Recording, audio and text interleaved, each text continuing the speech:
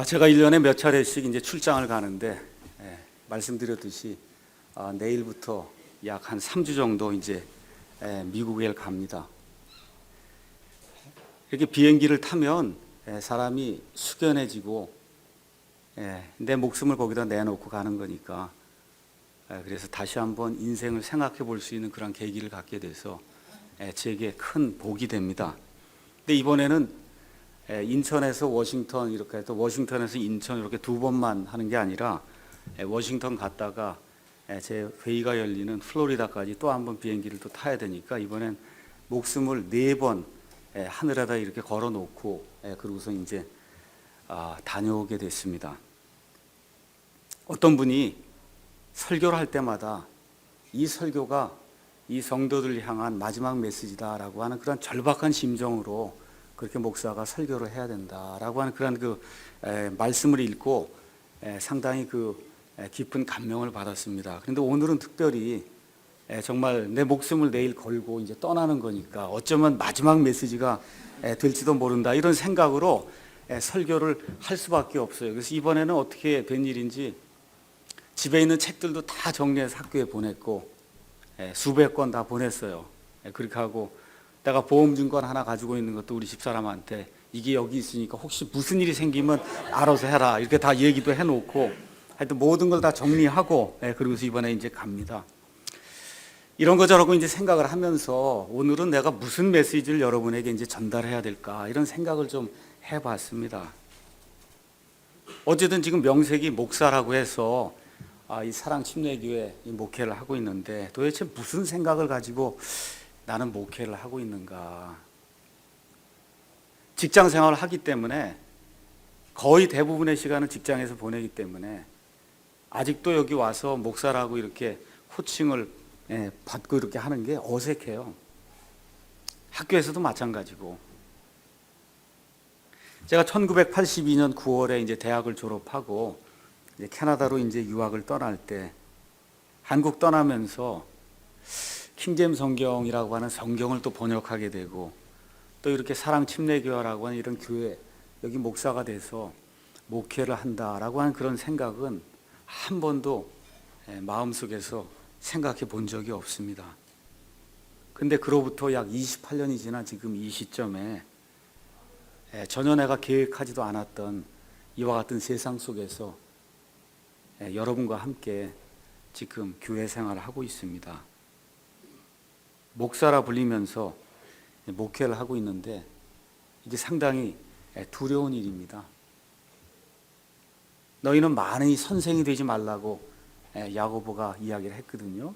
많은 것을 가르치고 말을 해주고 권고를 해주는데 실질적으로 내 자신이 그 일을 하지 못하면은 더 많은 그런 책망을 받을 것이 너무나 확실하기 때문에 상당히 이제 두려운 일입니다. 오늘 2010년 1월 17일에 여기 한 7, 80명의 성도들과 함께 같이 있으면서 지금 같이 예배를 드리고 있습니다. 왜 이런 교회가 필요할까?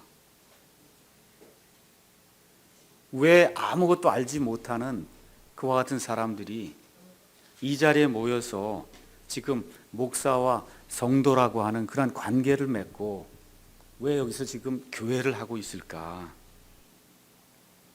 이제 여러분과 제가 어느 정도 시간이 지나면 다 죽게 됩니다. 자, 그러면 앞으로 우리가 영원이라고 하는 그런 시간을 보내야 될 텐데 정말 하나님 앞에 섰을 때 저와 여러분의 목사와 성도로서의 그런 관계가 어떻게 될 것인가? 우리가 지금 죽으면은 어떤 모습으로 나중에 다시 만나게 될 것인가?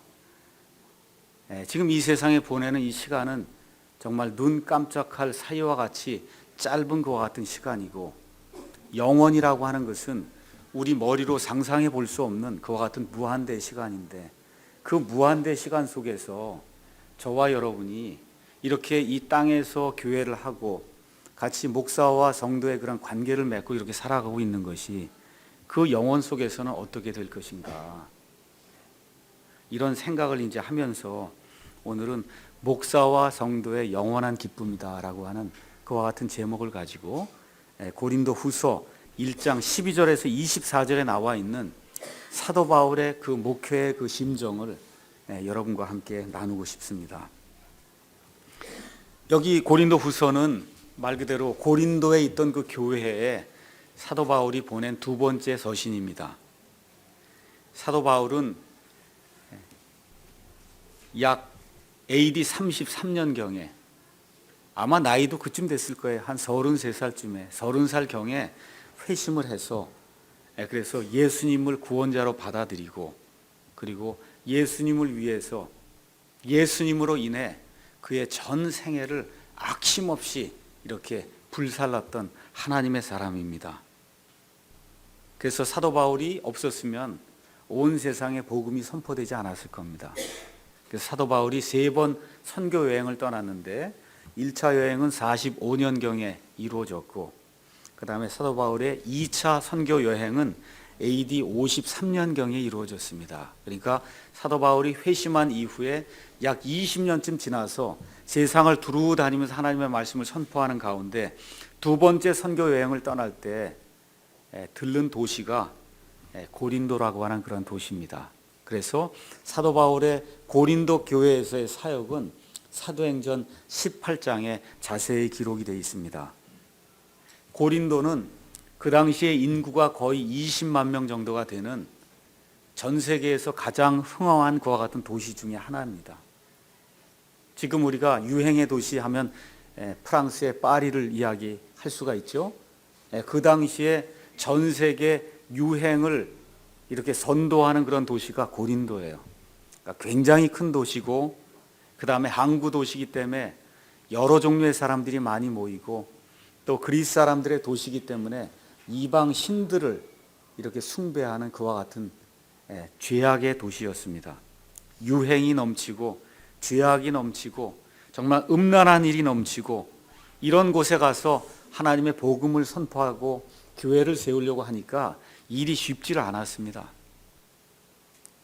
그래서 이 고린도에 갔을 때 브리스길라와 아굴라라고 하는 한 부부가 이 사도 바울과 함께 동역을 하면서 낮에는 텐트를 만들어 가면서 자기들의 먹을 것을 마련하고 밤에는 집집마다 찾아다니면서 예수 그리스도의 복음을 선포해서 교회를 세우는 그런 일을 했는데 이 복음을 선포하고 교회를 세우는 일이 쉽지를 않았어요.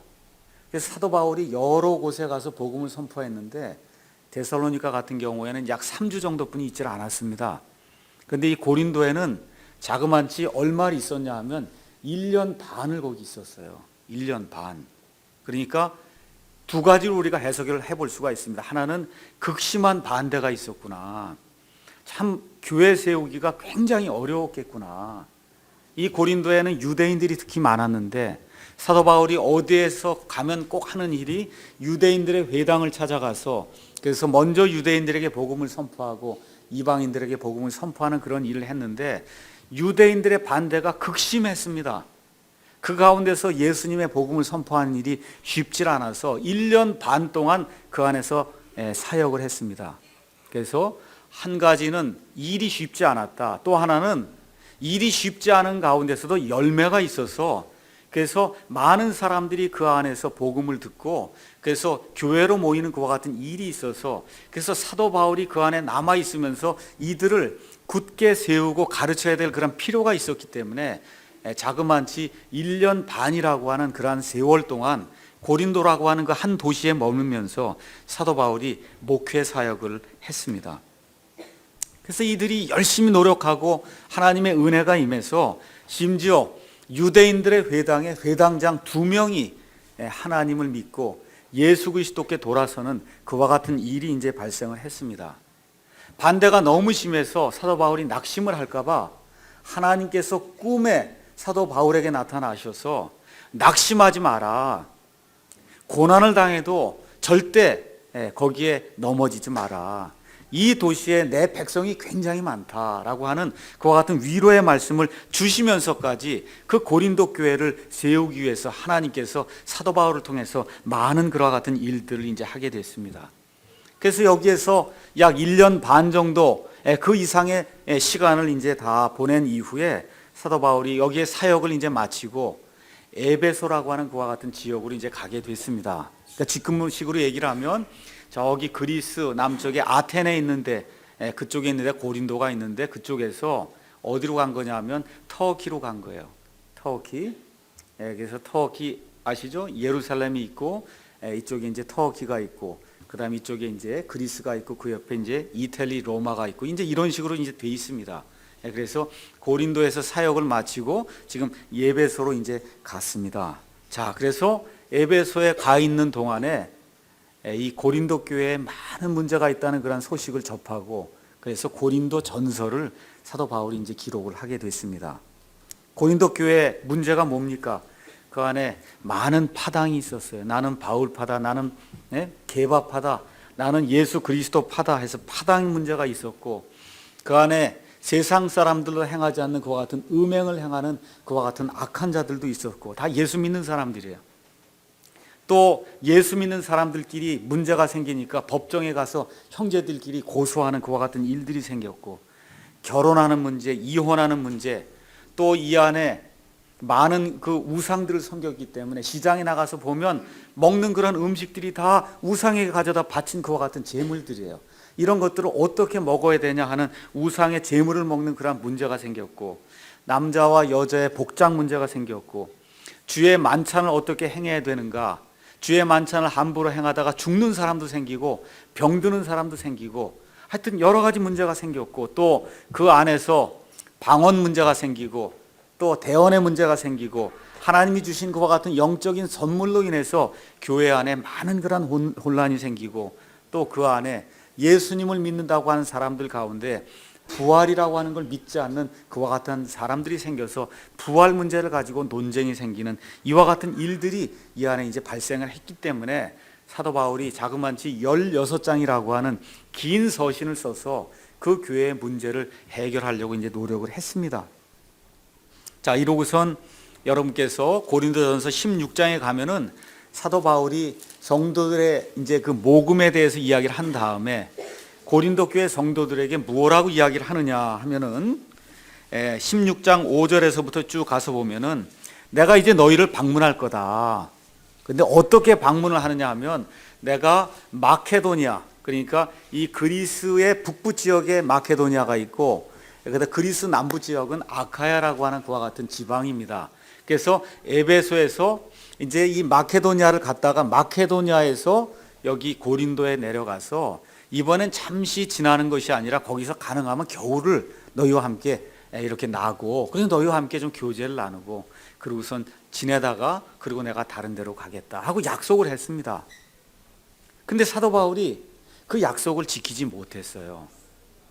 그래서 지금 약속을 지키지 못하니까 어떤 문제가 발생했냐 하면 고린도 교회 안에 사도 바울이 말만 하고 약속을 지키지 않는 사람이다. 그러니까 이게 하나님의 사람이 아닌가 보다라고 하는 그와 같은 것을 주장하는 사람들이 생겨나기 시작했습니다.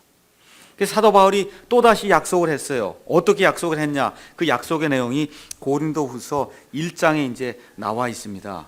고린도후서 1장 15절에서 16절 가서 보니까 내가 이제 두 번째 계획을 세웠는데 이 두 번째 계획은 뭐냐 하면 에베소에서 이번엔 고린도로 갔다가 고린도에서 마케도니아로 갔다가 마케도니아에서 다시 고린도로 왔다가 너희가 나를 유대로 보내주면 그러면 내가 유대로 가서 하나님의 일을 하겠다라고 하는 그런 두 번째 계획을 세웠는데 이 두 번째 계획도 실행을 하지 못하게 된 겁니다.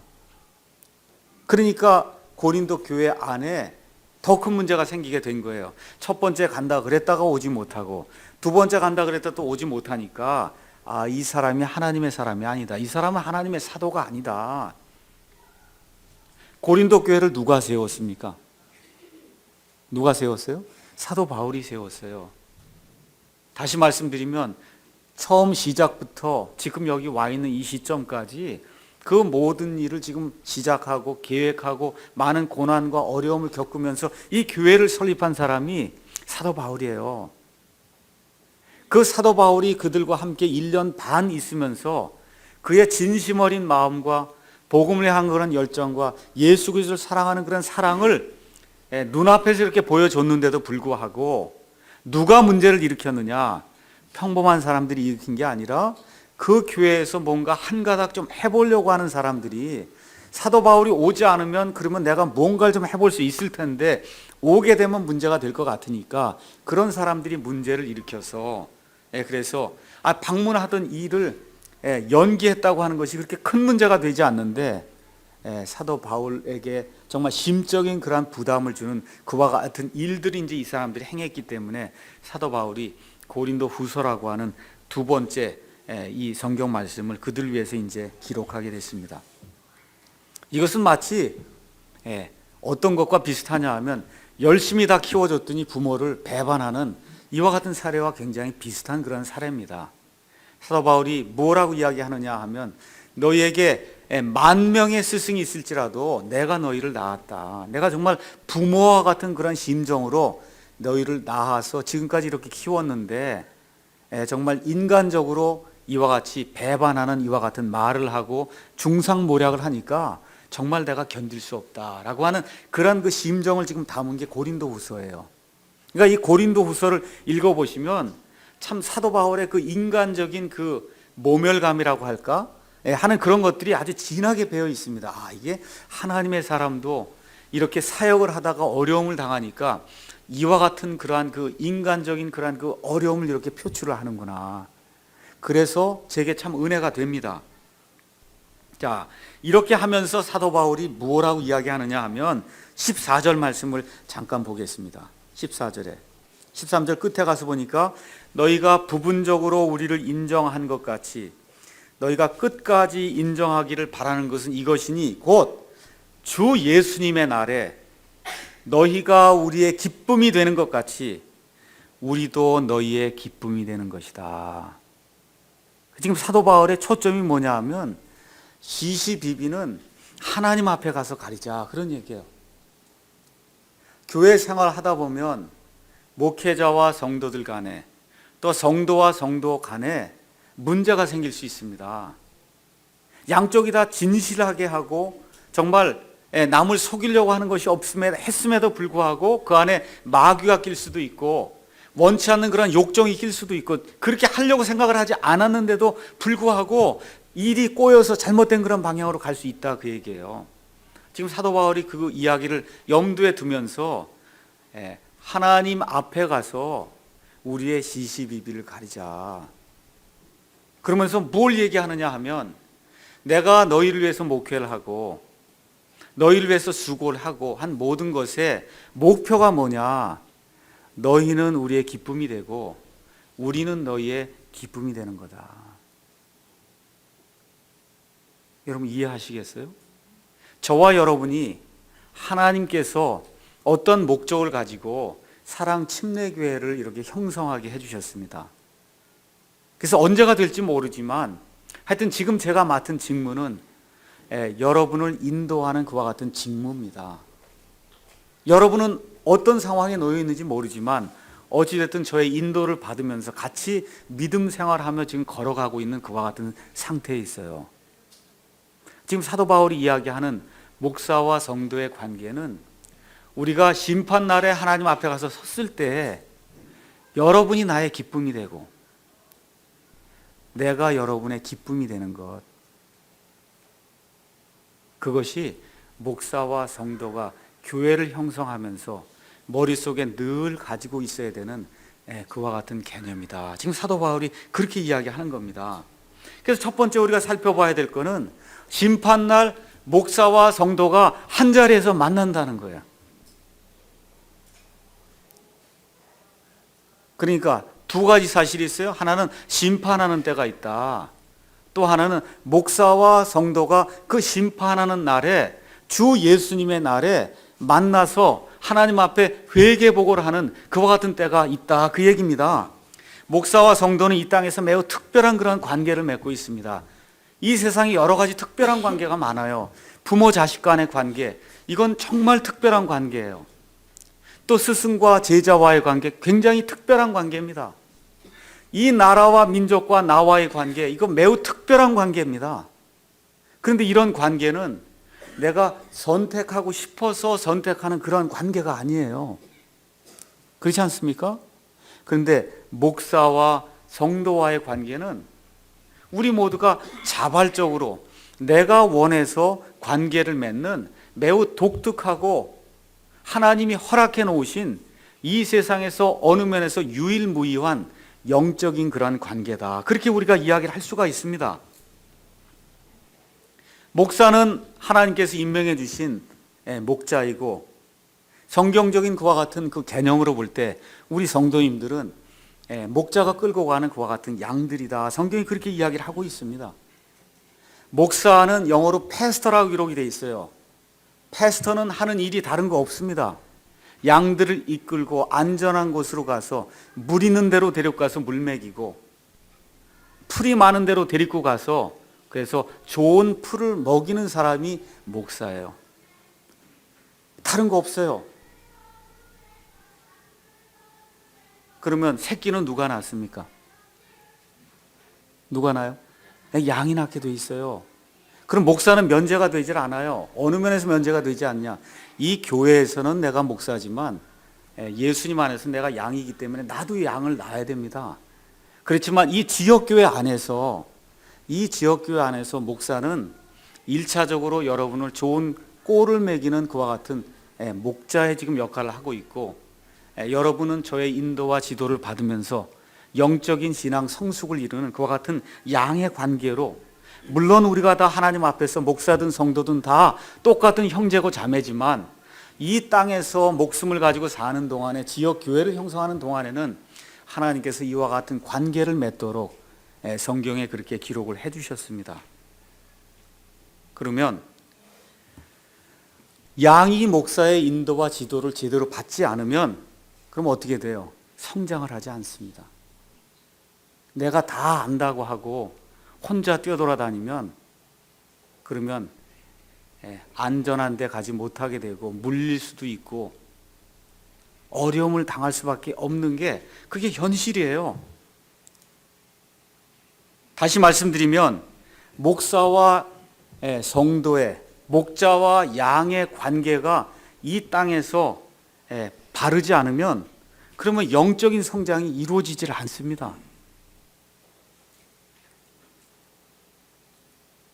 그래서 제가 말씀드리는 거예요.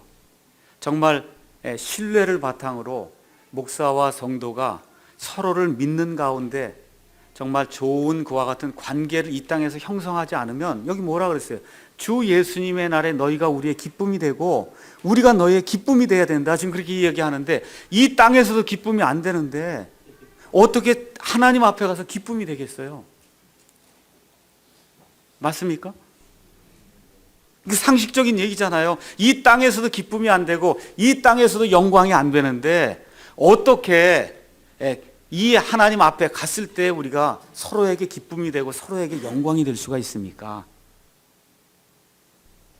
두 번째, 구원받은 이후에는 하나님의 말씀에 따라서 구원받은 이후에 예수님 때문에 우리가 행한 그 행위로 말미암아 우리가 받을 그런 보상이 있다고 성경이 이야기를 하고 있습니다. 이 땅은 영원하지 않습니다. 마지막을 향해서 가고 있다고 하는 사실을 저와 여러분이 이 세상에서 지금 일어나고 있는 일들을 통해서 금방 알 수가 있습니다. 우리 예수님께서 사람의 아들이 다시 올 때에는 이 세상이 노아의 때와 롯의 때와 같다, 그렇게 이야기를 했어요. 극도의 악이 성행해가 되고 하나님의 말씀을 아무리 외쳐도 듣는 자가 적은 때가 된다. 하나님께서 우리에게 그렇게 말씀을 해주셨습니다. 또 예수님께서 마태복음 24장에서 친히 뭐라고 말씀하셨어요? 하나님의 아들이 임하는 때가 되면 곳곳에 지진이 일어나는 빈도가 많게 되리라고 이야기해 주셨습니다. 지난 1950년 이후에 지금 이 땅에서 일어나고 있는 그 지진의 빈도가 얼마나 급격하게 늘고 있는가는 예수님을 믿지 않는 사람이 더 잘 알고 있습니다. 이번에 IT 사태가 발생해서, 지진이 발생해서 수십만 명이 죽는 그와 같은 일들을 지금 우리 눈앞에서 지금 보고 있습니다. 온 세상에 지구 온난화와 같은 그와 같은 기후 이상 현상이 생겨서 많은 사람들이 얼어 죽고 굶주림을 당하는 그와 같은 시대에 지금 우리가 살고 있습니다.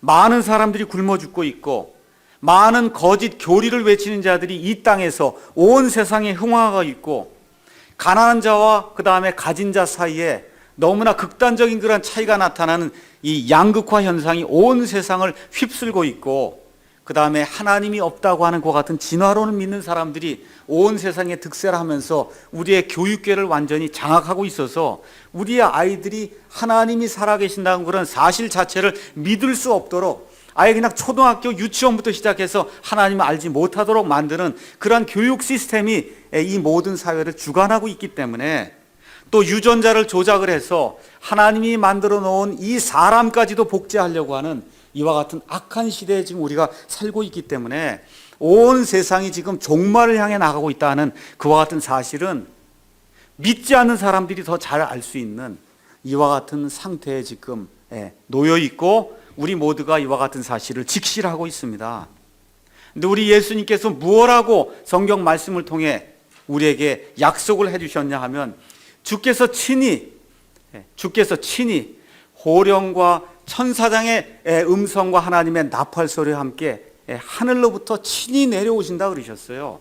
이렇게 될 때 예수 그리스도 안에서 죽은 자들이 먼저 일어나고 그래서 부활하는 그와 같은 일이 먼저 일어나게 되고 바로 그 뒤를 따라서 살아남아 있는 우리가 그들과 함께 채어 올라가 구름들 속에서 올라가서 우리 예수님을 만나는 그와 같은 휴거라고 하는 그런 엄청난 사건이 우리 눈앞에서 일어난다고 주님께서 말씀을 해 주셨습니다.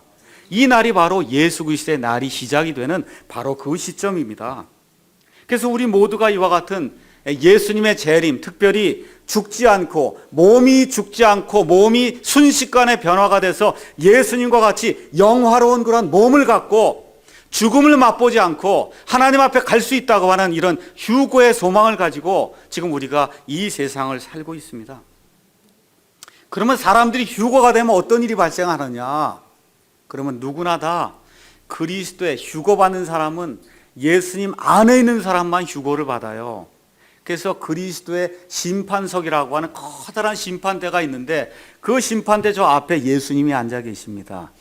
그 앞에 모든 사람이 다 가서 서야 된다. 성경이 그렇게 이야기를 하고 있어요. 우리 다 같이 읽어보겠습니다. 고린도전서 3장 10절에서 15절에 그리스도의 심판석에서 이루어지는 보상의 심판에 대한 그런 내용이 그 안에 기록이 되어 있습니다. 고린도서 3장 10절 15절 제가 읽겠습니다.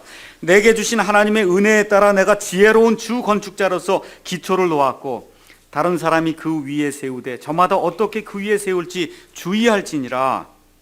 아무도 이미 놓은 기초 외에 능히 다른 기초를 놓을 수 없나니 이 기초는 곧 예수 그리스도시니라. 만일 어떤 사람이 성도든 목사든 어떤 사람이 이 그리스도라고 하는 기초 위에 금이나 은이나 보석이나 나무나 건초나 짚을 세우면 각 사람이 행한 그런 일이 드러나게 되는 그런 때가 임한다는 거예요.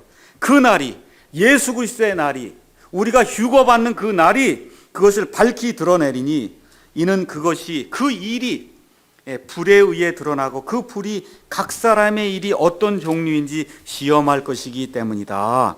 어떤 사람이 그리스도라고 하는 그 기초 위에 세운 일이 남아있으면 그는 보상을 받고 어떤 사람의 일이 불타면 그는 보상의 손실을 당하리라. 보상을 못 받는다 그 얘기입니다. 그러나 그 자신은 구원을 받되 불에 의해 받는 것 같으리라. 그래서 예수 그리스도의 심판석 앞에 구원받은 모든 사람이 서서 목사는 목사대로 성도는 성도대로 구원받은 이후에 하나님 안에서 예수 그리스도로 인해서 내가 행한 그 모든 일에 대한 심판을 할 그와 같은 때가 있다. 성경이 그렇게 이야기를 합니다. 그 심판의 보상이 이루어진 다음에 우리가 예수 그리스도의 신부로서 그리스도의 혼인 만찬에 참여를 하게 됩니다. 자, 그러면 목사와 성도들이 예수 그리스도 앞에 가서 회개복을 해야 된다. 그 얘기예요. 회개복고. 청지기직을 우리가 맡았으니까 회개복을 해야 돼요. 자, 그러면 예수 그리스도 앞에 가서 그리스도의 심판석 앞에 목사는 서면 어떤 일로 회개복을 하고 하나님께 책망을 받든지 아니면 보상을 받느냐. 첫 번째, 하나님이 맡겨주신 자들을 열심히 진실하게 돌아보고 먹였느냐? 목사는 일이 물 먹이고 그 다음에 꼴 주는 거예요. 다른 거 없어요. 맞습니까? 그러면 하나님 앞에 제가 가서 서면은 그 그리스도의 심판석에서 하나님이 나를 심판하실 그 이유는 뭐냐? 내가 내게 이 사람들 허락해 줬는데 정말 진실하게 최선을 다해서 이 사람들에게 먹을 물을 주고 마실 양식을 주었냐? 하나님은 수를 따지지 않습니다. 50만 명 모인다, 100만 명 모인다. 하나님은 수를 따지지 않아요. 여기 50명을 맡겨줬으면 그 50명의 영혼을 책임을 졌느냐 하나님이 제게 물으실 거예요. 또 하나님의 모든 계획을 이 성도들에게 일러주어서 이들의 영적인 성장이 이루어져서 그리스도의 장성한 분량까지 이른 그와 같은 사람들로 만들었느냐 하고 하나님이 목사에게 물을 겁니다.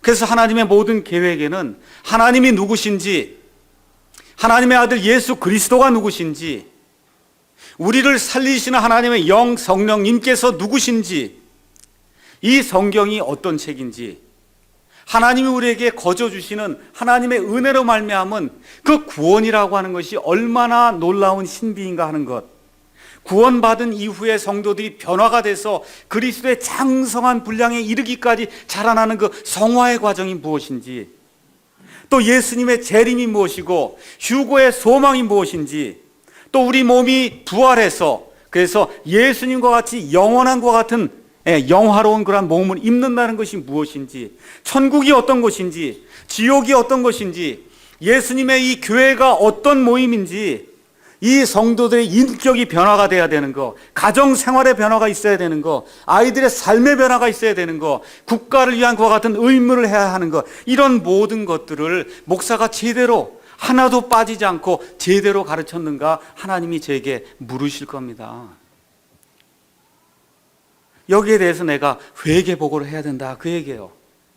특별히 베드로전서 5장 2절에 가서 보니까 뭐라고 기록이 되어 있냐면, 너희 가운데 있는 하나님의 양떼를 먹이고 감독하되 억지로 하지 말고 자진해서 하며 더러운 이익을 위해 하지 말고 오직 준비된 마음으로 하며 하나님의 상속 백성 위에 군림하지 말고 오직 양떼에게 본이 되라고 하나님이 목사들에게 이와 같은 말씀을 주셨거든요. 그러니까 저는 늘 하나님 앞에 서서 회개 보고하게 될 때 이 내용이 이 안에 기록이 돼 있으니까 정말 이 하나님의 백성 위에 내가 주인 노릇을 하고 무언가 더러운 이익을 위해서 목회를 하고 이러고 있지 않나 늘 돌아봐야 된다 그 얘기입니다. 왜 그러느냐? 하나님이 물론 아시지만 내가 회개복을 할 때 이 앞에 여러분이 서 있다 그 얘기예요.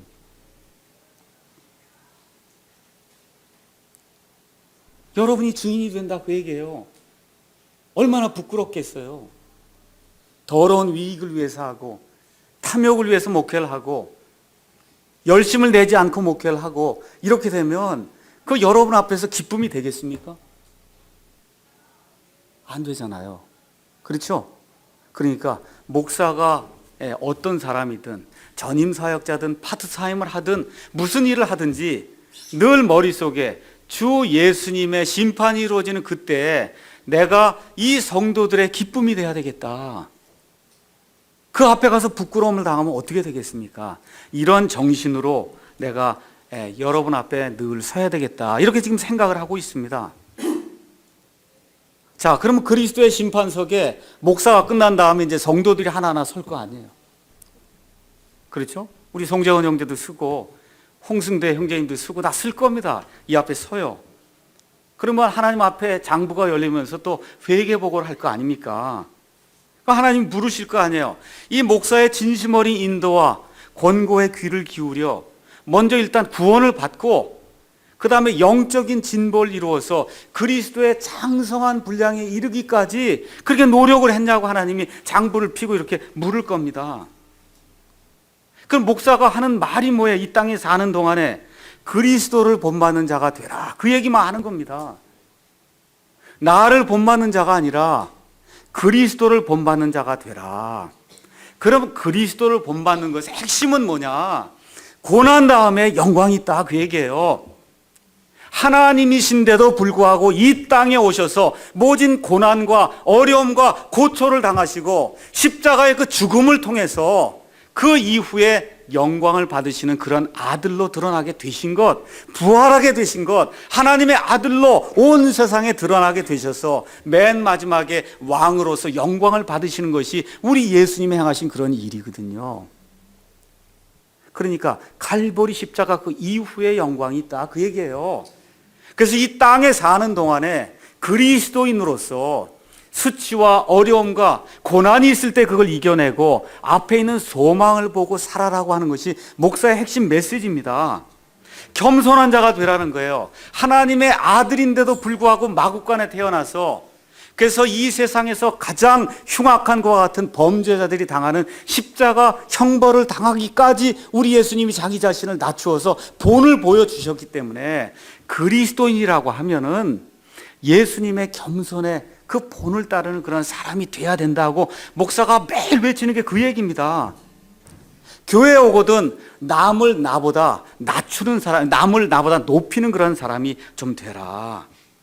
교회에 가난한 사람과 부자가 있는데 부자가 들어오면 어서 오십시오 환영하고 가난한 사람이 오면 저기 가서 앉으라고 하고 이런 사람 되지 말라는 거예요. 교회 안에는 그런 일을 하면 안 된다. 먹든지 마시든지 무슨 일을 하든지 그리스도께 하듯 하라. 그게 목사가 하는 얘기입니다.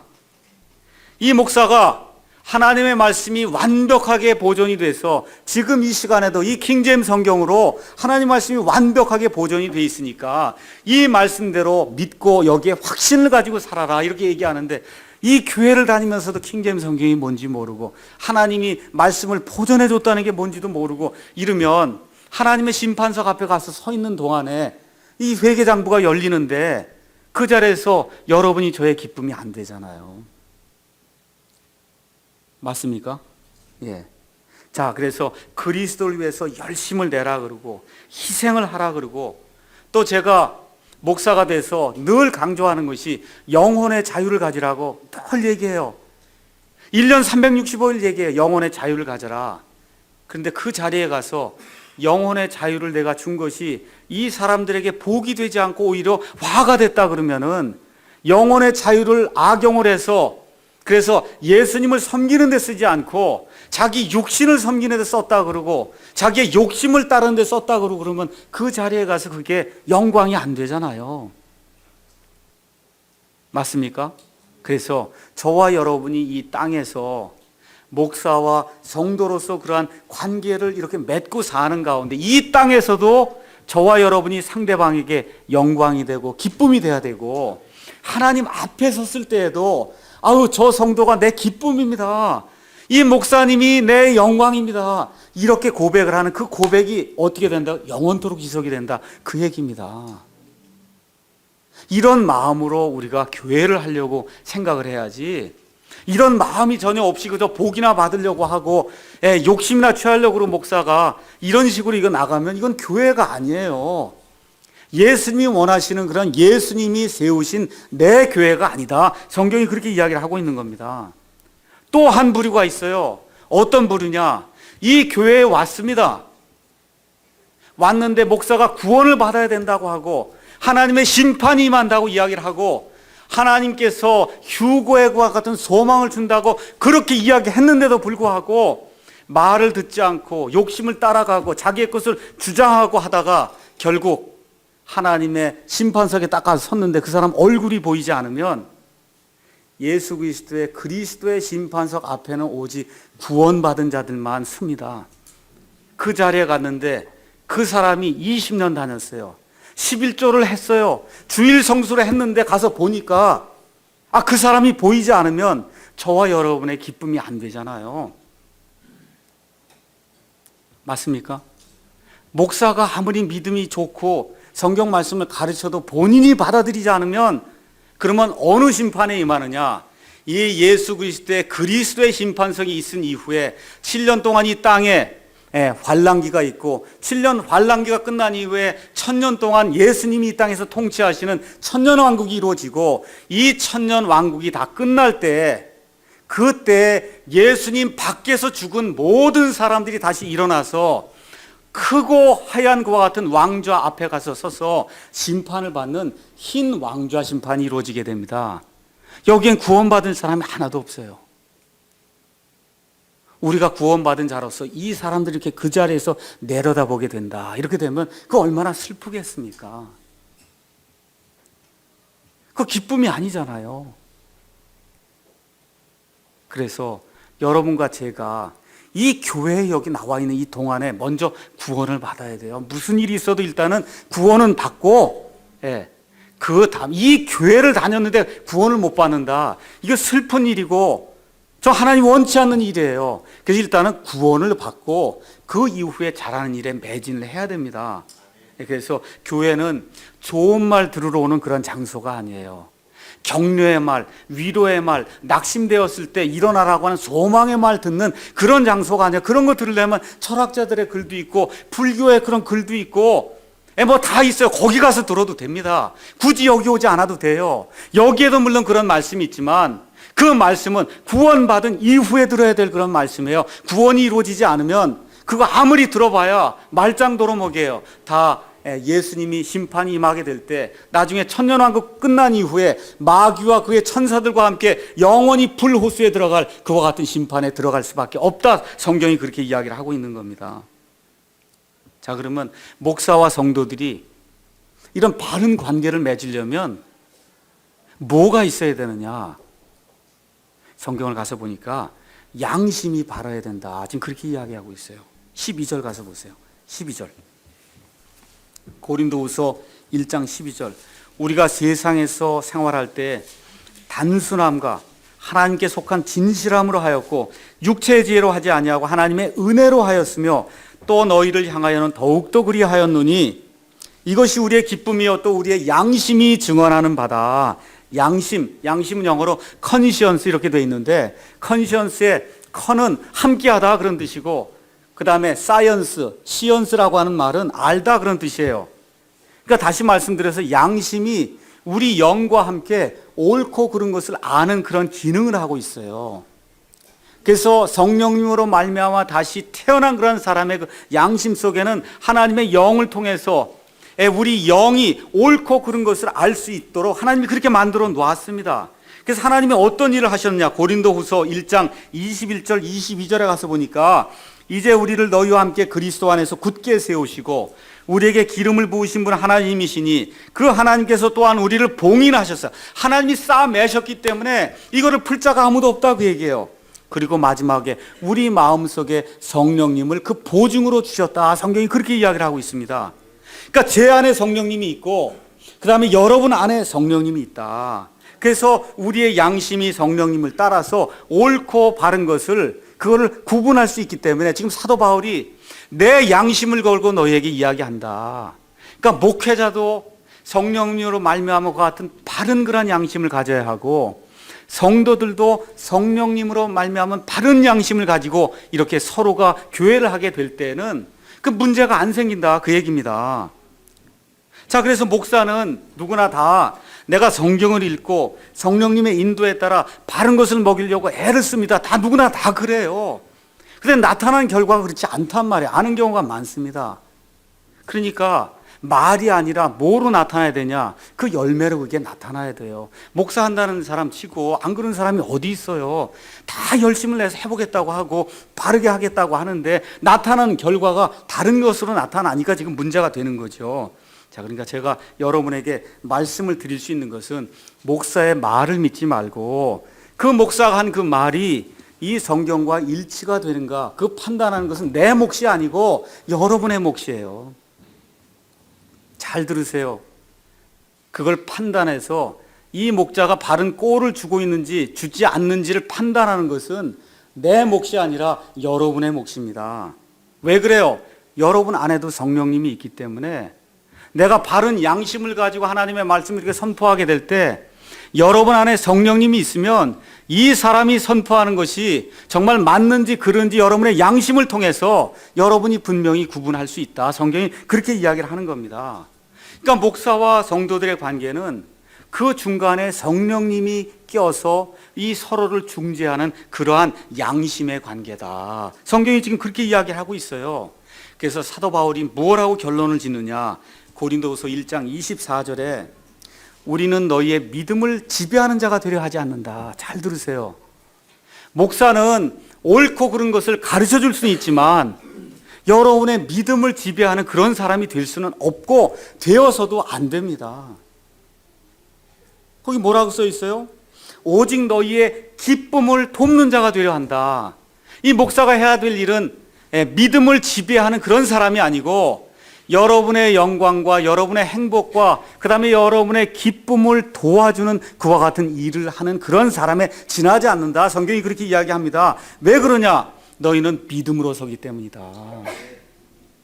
여러분도 하나님 앞에 믿음으로 서고 저도 하나님 앞에 믿음으로 서서 그래서 이 세상 생활하는 동안에 바른 양심, 선한 양심, 성령님이 우리에게 주신 양심, 또 이 세상을 살아가는데 사람이라면 누구나 느낄 수 있는 그와 같은 상식적인 그와 같은 내용이 있거든요. 이와 같은 것들을 가지고 올바른 그런 교회 생활을 하게 될 때, 그렇게 될 때 하나님이 원하시는 그러한 목사와 성도의 관계가 이루어진다는 거예요. 이런 관계가 이루어지면 주 예수님의 날에 저와 여러분이 휴거를 받든지 아니면 부활을 받든지 하나님 앞에 서서 그리스도의 심판성 앞에 서게 될 때, 이 성도님이 내 기쁨입니다 하고 내가 이렇게 증언을 하고, 여러분은 이 목사님이 저의 기쁨입니다 하고 하나님 앞에 이렇게 증언하는 그런 아름다운 일이 얼마 동안요? 영원토록 이렇게 지속이 되는 이런 관계가 될 때 이 교회가 예수님이 원하시는 그런 교회가 될 수 있다. 성경이 지금 그렇게 이야기하는 겁니다. 결론을 드리겠습니다. 여러분이 보시다시피 이 교회가 지금 늘어나려고 그래요. 제가 가 있는 동안에 여러 사람들이 앞으로 우리가 어디서 예배를 드려야 될지 아마 의논을 할 겁니다. 수용할 수가 없으니까 이젠 늘려서 어디로 가야 되겠다. 지금 사람들이 지금 이것저것 생각을 하고 있습니다. 교회는 건물이 아니고 사람이에요. 사람이 교회예요. 잘 들으세요. 이 교회가 잘 되려면 유능한 사람이 이 자리에 많이 와야 돼요. 실력 있는 사람이 많이 와야 됩니다. 그렇다 그래서 그렇지 않은 사람 오지 말라는 얘기가 아니라 어느 사람이나 다 와도 되는데 여기에 사람들을 이끌 수 있는 그런 지도자들이 많이 와야 된다. 그래야 교회가 발전합니다. 그런데 문제가 뭐냐? 늘 무언가 있다고 하고 배웠다고 하고 교회를 오래 다녔다고 하고 이 킹제임스 성경을 좀 안다고 하고 교리를 많이 안다고 하는 사람들이 교회에 늘 문제가 된다. 그 얘기예요. 지금 이 고린도 교회에도 문제가 누가 일으키는 거예요? 교회 지도자들이 문제를 일으키는 겁니다.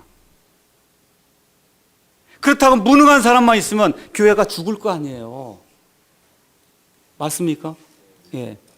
그러니까 가능한 한 지도자들이 좀 유능한 그런 지도자들이 와서 이 교회를 이끌고 나가기를 저는 간절히 원합니다. 근데 이 지도자들이 어떤 마음을 가져야 되느냐?